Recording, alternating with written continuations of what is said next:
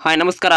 ದ್ವಿತೀಯ PUC ವಿದ್ಯಾರ್ಥಿಗಳಿಗೆ ಶಾಲಾ ಶಿಕ್ಷಣ ಇಲಾಖೆಯಿಂದ ಈಗಾಗಲೇ ಘಟಕ ಆಧಾರಿತ ಮೌಲ್ಯಾಂಕನ ಪರೀಕ್ಷೆ ಆರಂಭಗೊಂಡಿದ್ದು LBA ಆಧಾರಿತ ಘಟಕ ಪರೀಕ್ಷೆ ಒಂದು ವಿಷಯ ವ್ಯವಹಾರ ಅಧ್ಯಯನ ಸಂಬಂಧಪಟ್ಟಂತ ನಾವು ಪ್ರಶ್ನೆ ಪತ್ರಿಕೆ ನೋಡೋಣ ಮತ್ತು ಅವುಗಳ ಉತ್ತರ ಸಹ ಈ ವಿಡಿಯೋದಲ್ಲಿ ತಿಳಿದುಕೊಳ್ಳೋಣ. ಒಟ್ಟು ಗರಿಷ್ಠ ಅಂಕಗಳು 30 ಅಂಕಕ್ಕೆ ಇರುತ್ತೆ.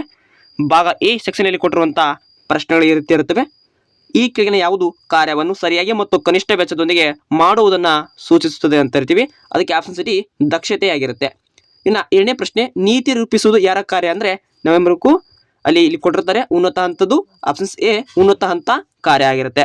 ಇನ್ನು ಮೂರನೇ ಪ್ರಶ್ನೆ, ನಿರ್ವಹಣೆಯನ್ನು ಡ್ಯಾಶ್ ಎಂದು ಪರಿಗಣಿಸಲಾಗುತ್ತೆ ಅಂತ ಕರಿತೀವಿ. ಕಲೆ ಮತ್ತು ವಿಜ್ಞಾನ. ಆಪ್ಷನ್ ಸಿ ರೈಟ್ ಆನ್ಸರ್ ಆಗಿರುತ್ತೆ. ಇನ್ನು ಎರಡಂಕ ಇಲ್ಲಿ ಏನು ಕೊಟ್ಟಿರ್ತಾರೆ, ಖಾಲಿ ಬಿಟ್ಟು ಸಾಲ ನೋಡಿರ್ತಾರೆ, ಅವನ್ನು ನೋಡ್ಕೋಬೇಕು. ಎರಡಂಕ ಕೊಟ್ಟಿರ್ತಾರೆ.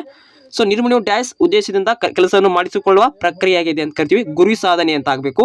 ಸಂಘಟನಾ ವರ್ಗ ಶ್ರೇಣಿಯಲ್ಲಿ ಸೊ ಫೋರ್ಮ್ಯಾನ್ ಮತ್ತು ಮೇಲ್ವಿಚಾರಕರು ಒಳಗೊಂಡಿದೆ ಅಂತ ಕರಿತೀವಿ. ಕೆಳ ಹಂತ ಅಂತ ಹೇಳಬೇಕಾಗತ್ತೆ. ಇನ್ನು ಹೊಂದಿಸಿ ಬರೀ ನೋಡ್ಕೊಳ್ಳಿ, ಅಧ್ಯಕ್ಷ ಅಂತಿದೆ. ಸೊ ಅಧ್ಯಕ್ಷ ಅನ್ನೋದಕ್ಕೆ ನೀವೇನು ಮಾಡಬೇಕು, ಇಲ್ಲಿ ಇರುತ್ತೆ ಉನ್ನತ ಹಂತದ ನಿರ್ವಹಣೆ ಅಂತ ಕರಿತೀವಿ.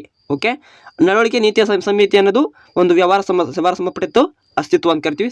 ಸಮನ್ವಯತೆ ಅನ್ನೋದೇನು ಗುಂಪು ಪ್ರಯತ್ನಗಳನ್ನು ಸಂಯೋಜಿಸುತ್ತದೆ ಅಂತ ಹೇಳಬೇಕಾಗತ್ತೆ. ಸಿನ ಇಲ್ಲಿ ಒಂದಂಕದ ಪ್ರಶ್ನೆ ಇದ್ದಾವೆ, ಅವುಗಳನ್ನ ನೋಡ್ಕೋಬೇಕು. ಮಧ್ಯಮ ಹಂತದ ನಿರ್ವಹಣೆಯನ್ನು ಉದಾಹರಣೆ ನೀಡಿ ಅಂದರೆ ಕೆಲಸಗಾರರು, ವರ್ಕರ್ಸ್ ಮತ್ತು ರೈತರು ಅಂತ ಹೇಳಬೇಕು. ಇನ್ನು ಇಲ್ಲಿ ಏನು ಮಾಡಬೇಕು, ಪರಿಮಾಣಕಾರಿತ್ವ ಯಾವುದಕ್ಕೆ ಸಂಬಂಧಿಸಿದೆ ಅಂತ ಬರೀಬೇಕಾಗತ್ತೆ. ಸೊ ನೋಡ್ಕೊಳ್ಳಿ.